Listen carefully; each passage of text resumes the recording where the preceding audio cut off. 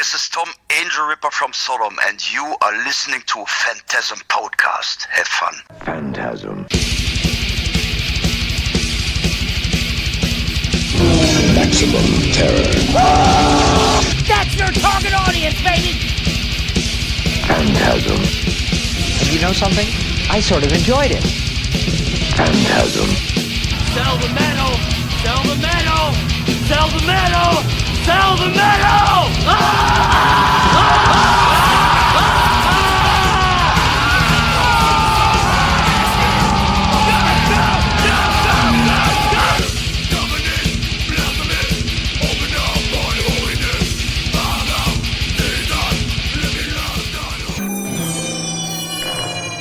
Phantasm. Hey, this is Dr. Vincent West, Medical Doctor. I don't have the words for today's guest. I have been a fan of this band most of my life. I'm excited as hell to talk with him today. I hope you guys are going to be excited to listen to this. We've got Tom Angelripper from Sodom, the best Teutonic fucking metal band on this goddamn planet.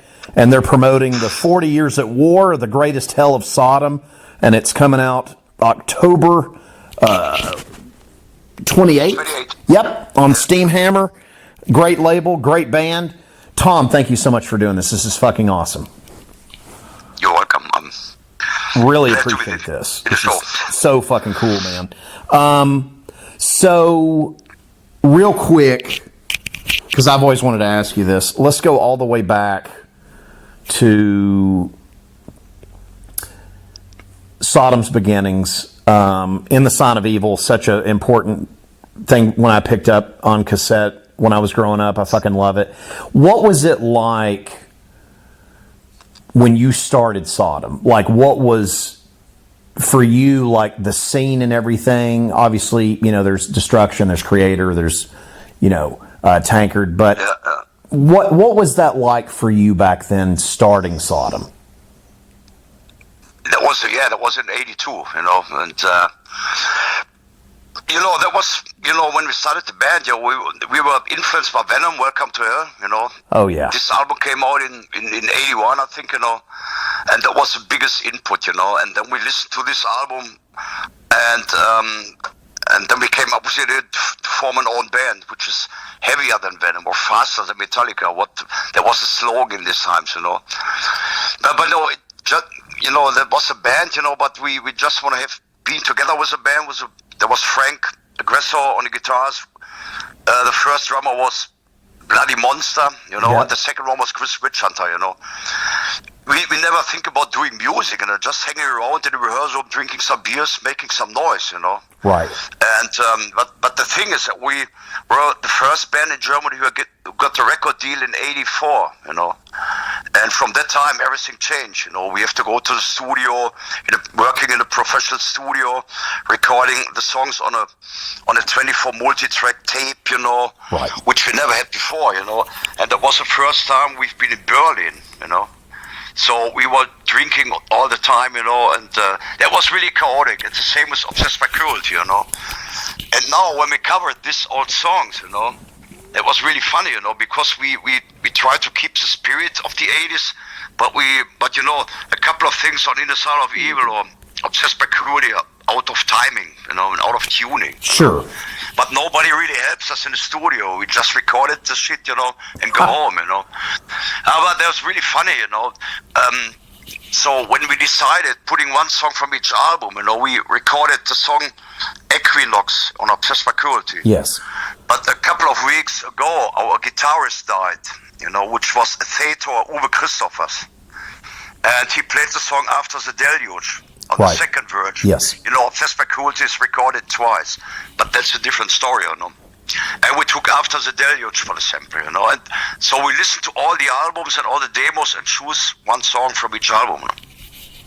Was it hard going through and selecting the songs to do this with for this? Yes, because no, you know, we don't want to play all the hits. You know, we don't want to cover Agent Orange from Agent Orange. You know, sure. There are so many other good songs on these albums, and we looked for underrated songs we never played live, we never played in this rehearsal room, whatever, you know, which we meant which we mean it's a typical Sodom song. When we play Jabba the Hutt, from Get What You Deserve, that is a typical Sodom song. Right. And I think my guitarist York is a big Sodom fan, or the drummer Tony is a big Sodom fan, and we decided together, what to do. As far as recording this, was it something is this something you wanted to do more for the anniversary, or is this something you've wanted to do for a long time, just revisit these songs? Oh, sometimes we recorded a couple of songs, for the singles, Yes.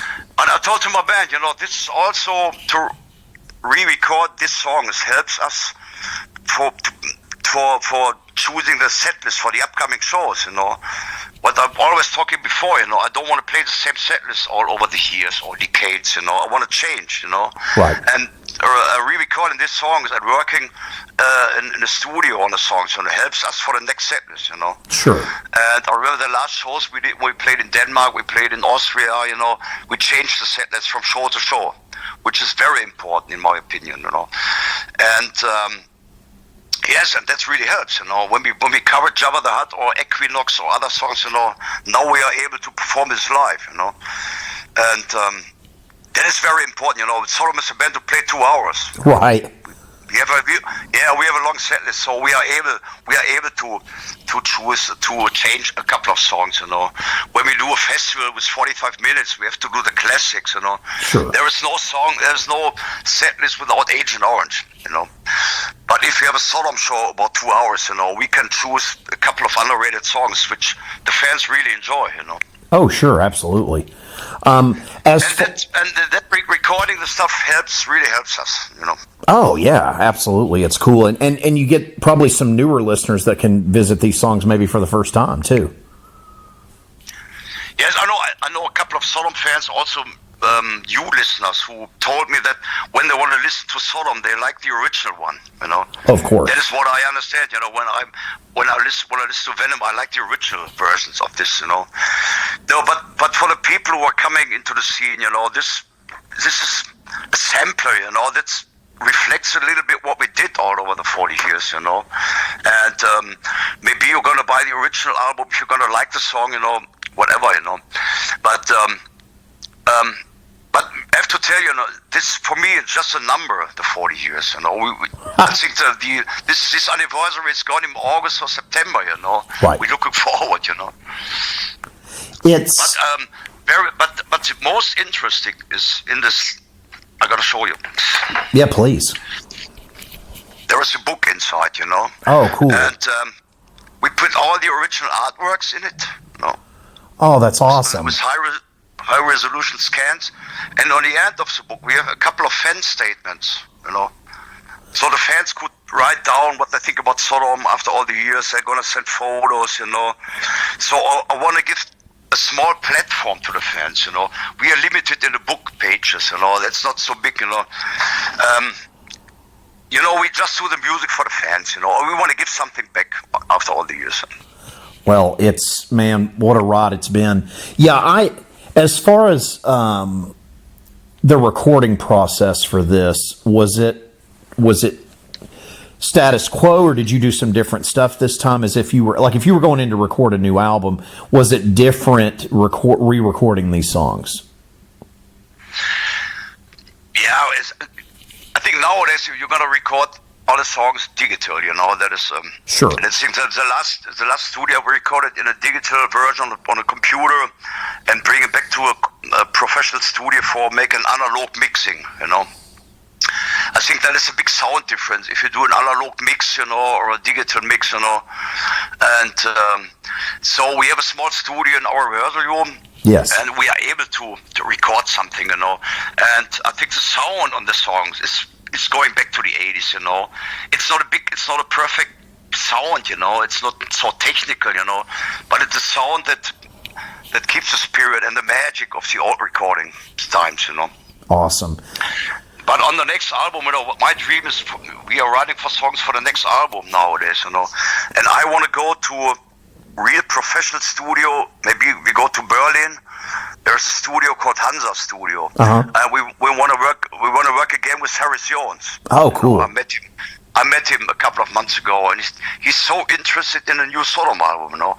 And I want to have the band recording an album of 3 weeks or 4 weeks, being together in the studio, you know, and working on the songs, you know, and the sound, you know. Absolutely. I need a bigger drum sound, you know. That's what I'm gonna do with the next album, you know. But I don't know when we're gonna bring it out. We need an option from a record company, you know. Will be in the end of next year, something like this, you know. Are you guys not with Steamhammer anymore? Yes, we are with Steamhammer. Oh, you're still But there. I think this album will be the last option. Oh, okay. The next album. And when we have to talk to them, and we have to make a new contract, you know, and Sure. then we'll see what happens. But you have to know the complete Sodom back catalog, you know, all the older stuff went from SPV to BMG. Yep. BMG is a bigger label. Yep. We also released the M16 last year, which was great. Yeah. There was also a box set, you know. We are talking about Obsessed by Cruelty, both versions. We talk about Tapping the Vein, Persecution Mania, making, and for the Tapping the Vein re-release, everything is prepared, you know, because the guitarist Andy Brinks collect everything. We have recordings. We have the last show with Chris Witchhunter, you know. We have we recorded something in Japan, you know, putting everything together for a bigger box set, you know. Sure. So we have so many plans, you know, for the next time. So. As far as mixing this, was this different than doing going in and listening to obviously classic songs that you wrote? Was it difficult going in and getting the mix that's right on these classic tunes? No, that was not so difficult, you know. But I think my drummer Tony, he's a good engineer, you know. Oh, and we're yeah. sitting together, you know, when we mix it, you know. You know, we always have mixed different because I need more bass guitar, you know, because Sodom is a band where the bass guitar is very loud sometimes, you know. And that we don't have to forget, you know, we put the bass more up, you know, put the drums, the vocals, whatever, you know. You know, I have a lot of problems with my ears nowadays. I have a tinnitus, you know, I have problems hearing some frequencies, you know. So I told my guitarist and my drummer, you have to take the mix, and I put it on my headphone, make it really loud, you know. Right. So I can decide it is good or not, you know. Oh, it sounds if you're getting older, you get some always problems with ears and all this stuff. Oh, yeah, it's fucking... I mean, I can only imagine as long as you've played music. But Tony, he did a great job, you know. He's a Sodom fan, and he knows how Sodom have to sound, you know. Sure. With a bigger bass guitar, with a bigger drum sound, you know. It's always different, you know. Absolutely. As far as was putting this together, like track list wise, was it more difficult than doing, say, hey, you know, Steamhammer's like, hey, can you, or any label that you've been on, hey, can you, you know, Metal Blade, whoever it was throughout the years, hey, can you do this best of record? So this was a lot different than just approaching like a best of record. Yeah, just putting a best of record, it's nothing special. I don't want it, you know. Sure. I know it's cheaper, you know. You don't have to spend much money, you know. You can. But we did the 10 Black Years, you know. That is right. That is a sample, you know. We want to give something back, you know. We want to do something special, you know. And yes, we couldn't do a live album, which was my plan, you know. But it didn't work out, you know.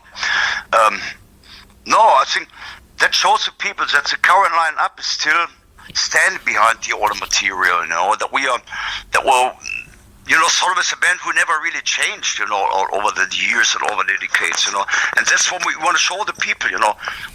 We cover the songs one by one, you know, we didn't change the arrangement or the lyrics, whatever, you know, we just cover the song one by one as it is, try to keep the spirit, try to keep the magic in the song, you know, and yeah, that's the result, you know. Yeah, it's killer. I wanted to tell you, just as a Sodom fan, I love all the EPs that you've released.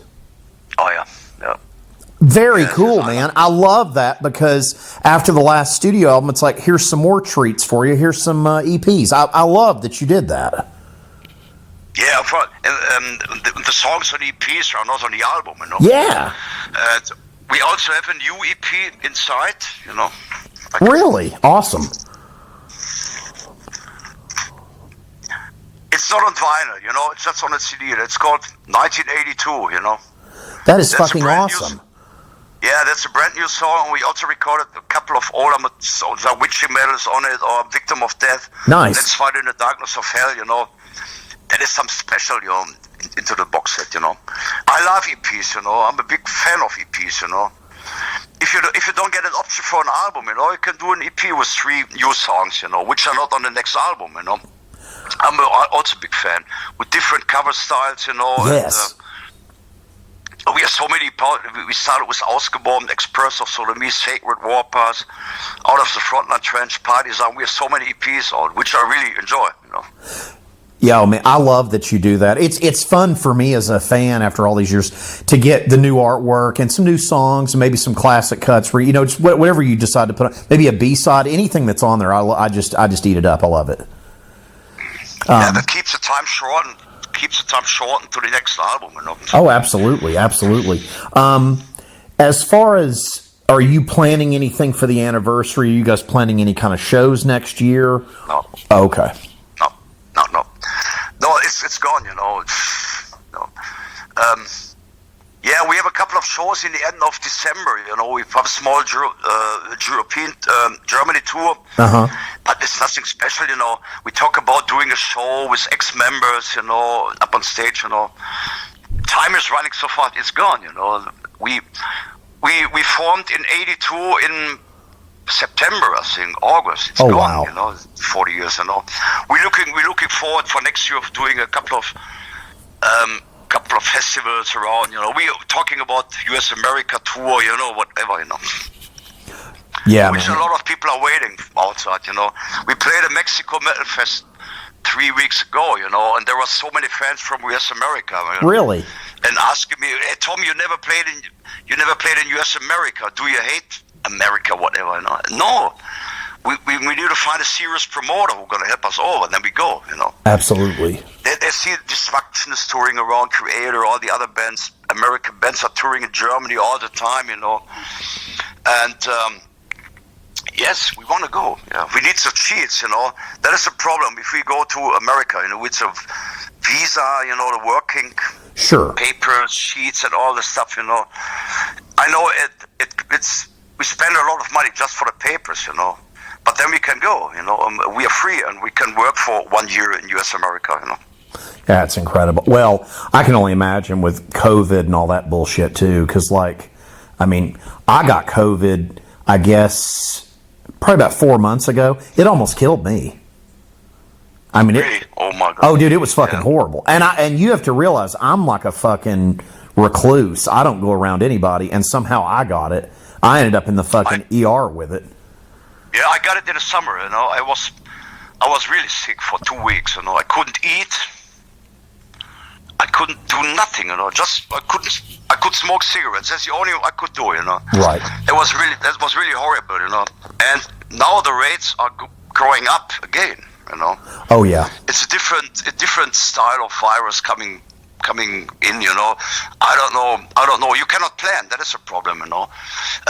When we're gonna plan a bigger tour or bigger shows outside Germany, whatever, you know, we have to prepay. You have to spend money before we go, you know. Of course. We have to rent bus. We have to spend money for the crew, you know. They get prepaid, you know.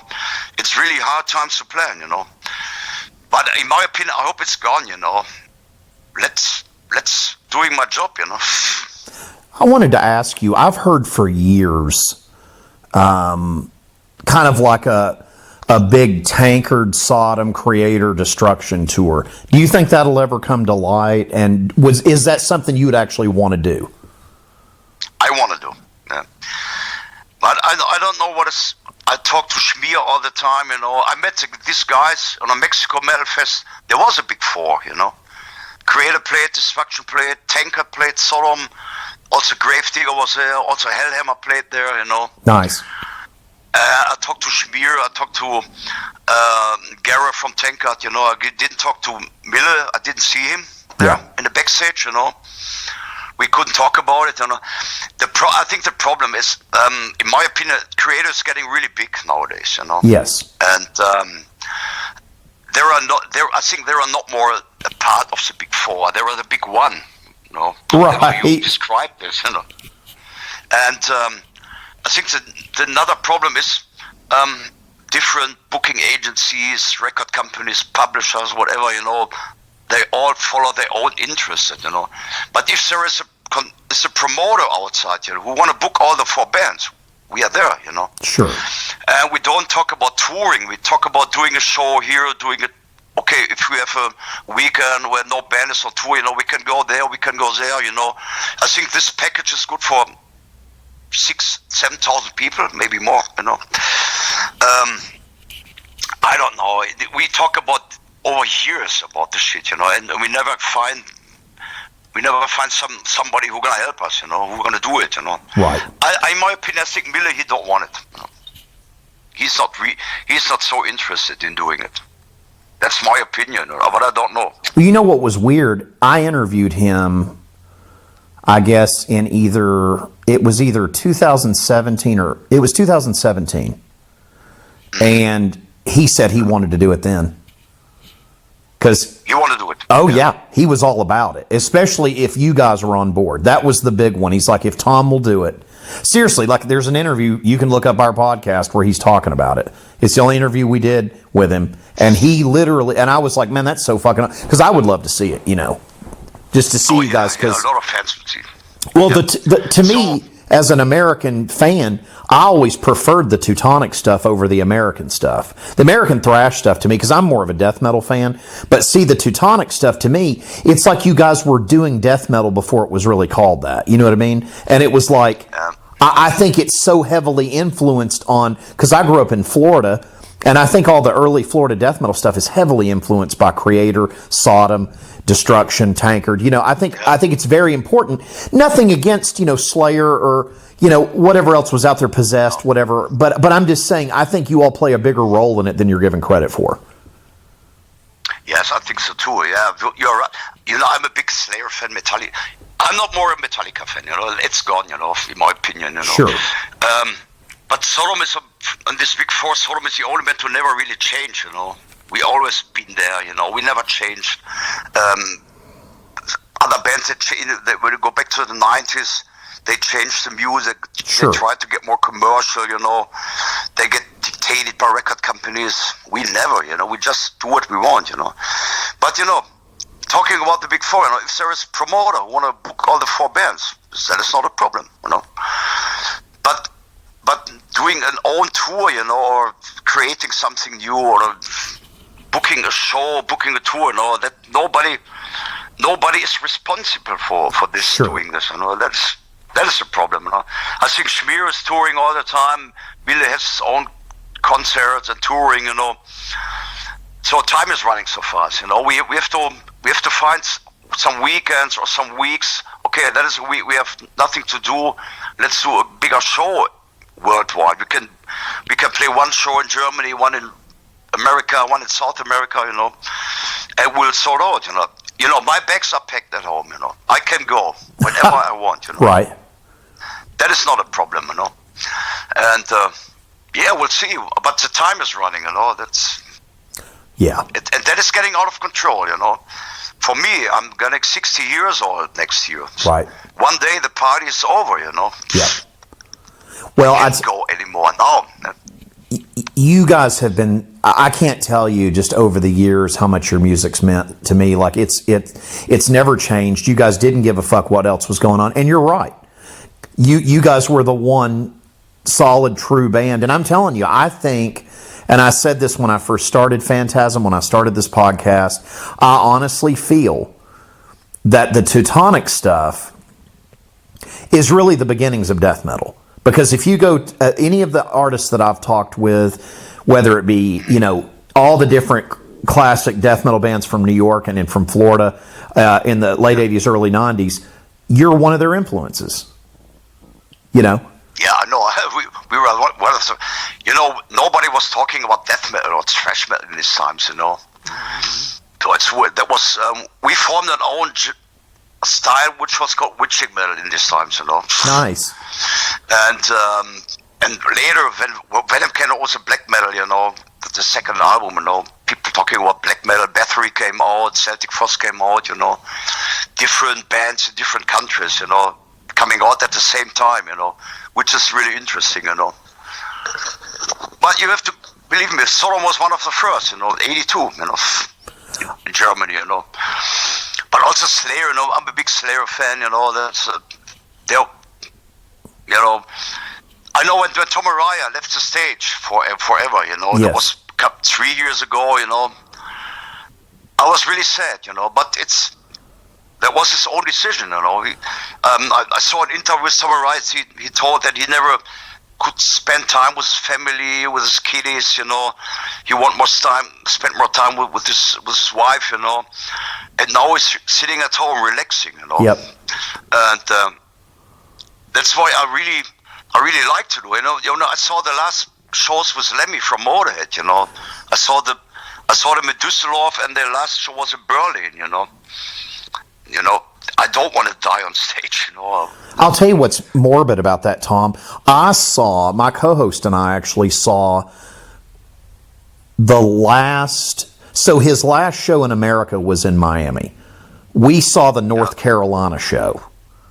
So we saw him in North Carolina, and then he played Miami. Then he did the tour you're talking about. Then he comes back home and he passes away.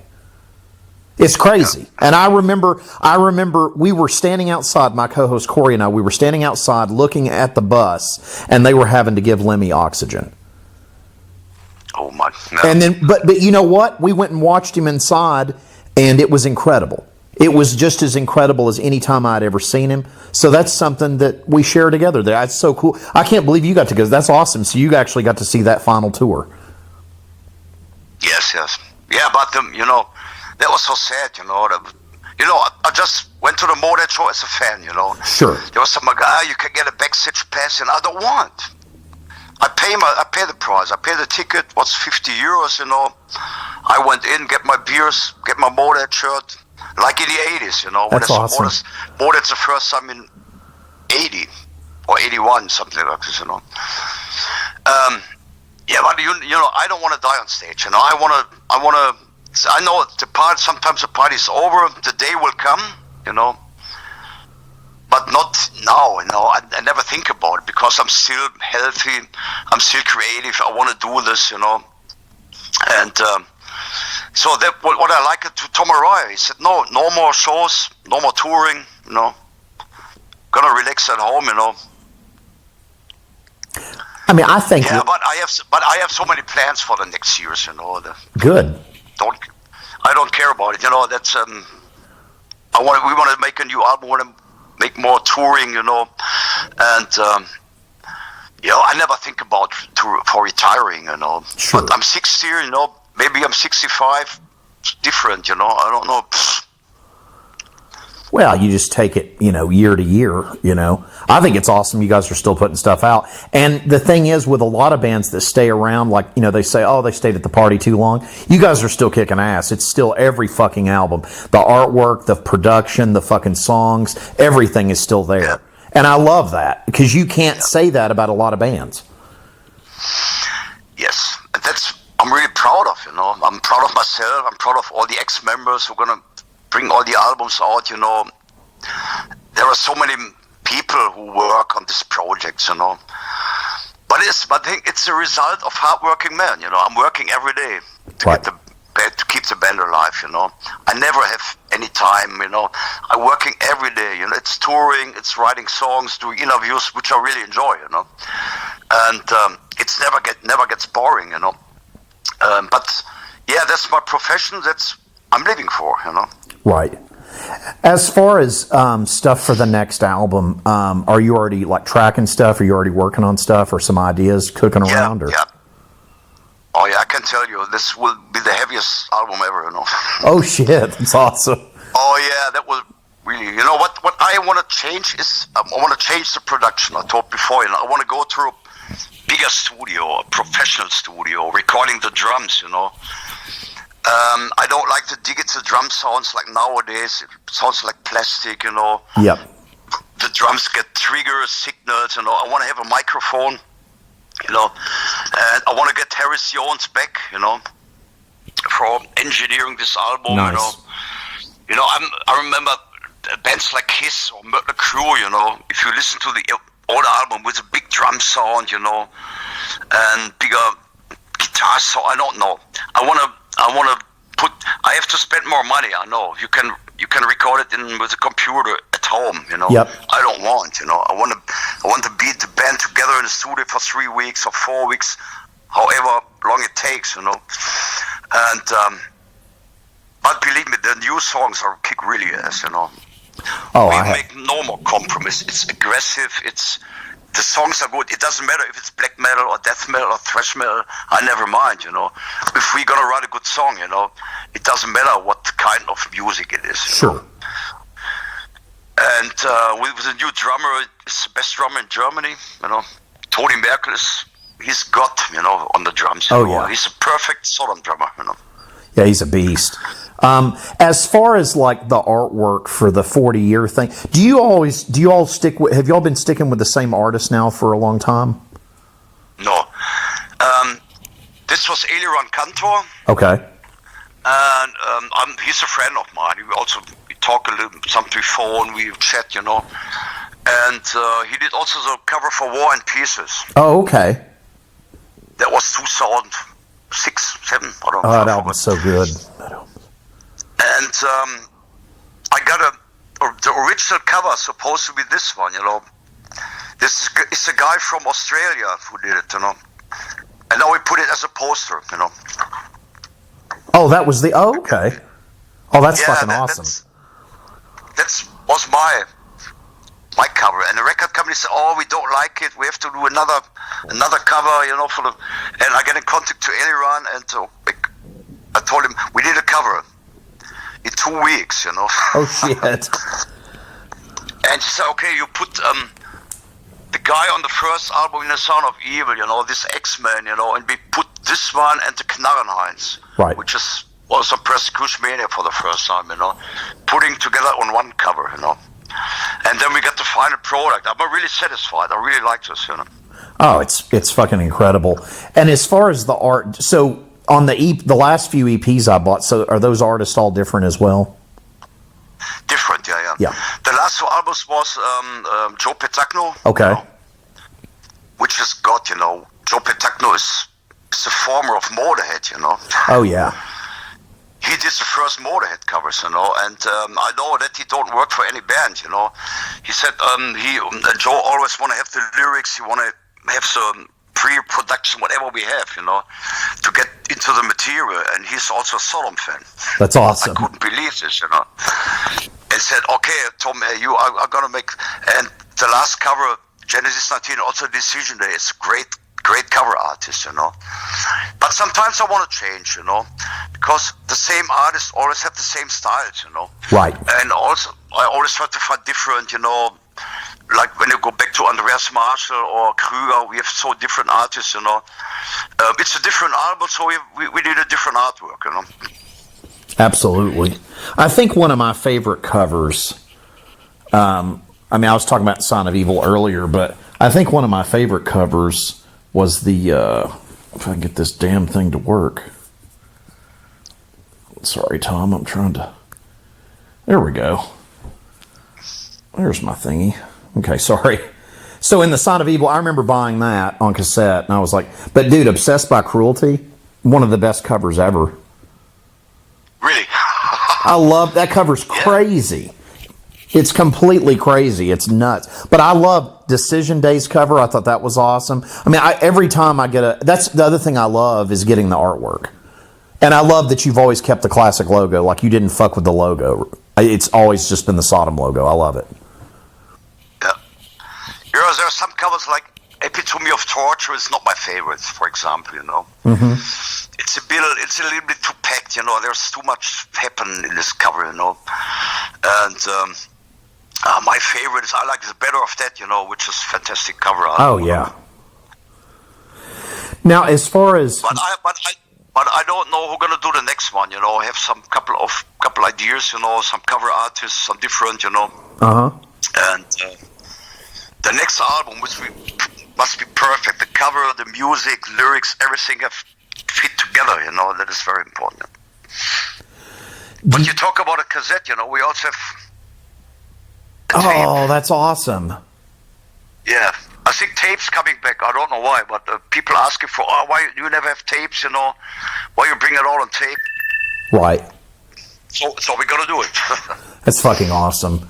I love it, man. I love everything about this and the 40 years. There's so many great tracks on this, Tom. And kids, you can buy 40 Years at War, The Greatest Hell of Sodom, from Steamhammer on October 28th. It's fucking killer. You guys have done another smash up job. I'm telling you, man, I love the EPs too, for what it's worth. To you, from me as a fan, I love that you put the EPs in there with the album releases and stuff. I fucking love it. Thank you. Yeah, I love it, man. I think it's fucking cool, and I love buying them because it's something new to collect too. Because I still buy CDs. I don't do the vinyl stuff. I just don't have the room for vinyl. I'm a big comic book collector, and I barely have room for that shit. So I still do my CDs. So I don't collect. I sold. I had 1,000 vinyl records at home, and I give it to my friend. Right. I don't need it anymore. Just I don't want to have money for it. Take it home. Now, if you want to, I have to rebuy a couple of Sodom stuff. Because I want to have every Sodom first press in my archives. Oh, nice. And a couple of them were missing, like Masquerade in Blood on vinyl, And I bought it at Discogs. There was a guy who sold Masquerade in Blood on vinyl. I paid 200 euros for it. Okay. But it was a pretty good condition, So I have all official Sodom albums at home, That's very important to me to keep it in my archives, Oh yeah, that's fucking amazing. But you pay a lot of money. Somebody is selling Obsessed by Cruelty US press at eBay for 800 euros. Jesus. Maybe there are some who going to buy it. I don't know. But vinyl is coming back. That is good. Yeah. If you remember, like M16 or Code Red. Oh the yeah. original releases never came up on vinyl. Just right. on a CD, because the record companies said vinyl is dead. Right. It's too expensive to produce. We didn't sell enough of them. It's coming back and it's good. Yeah, I think and you're right about the cassette thing. It seems like it's real popular too. It's coming back, yeah. It's crazy. It's unbelievable, crazy. Yeah, it's fucking nuts. Tom, thank you so much for doing this today. It means the world to me. Thank you so much for doing this. I wanted to do it when we first started 7 years ago. It's a real treat to get to talk with you today. This is fucking incredible. I hope we can do it again sometime. Yes, and I hope to see you in America. Phantasm. And you know something? I sort of enjoyed it.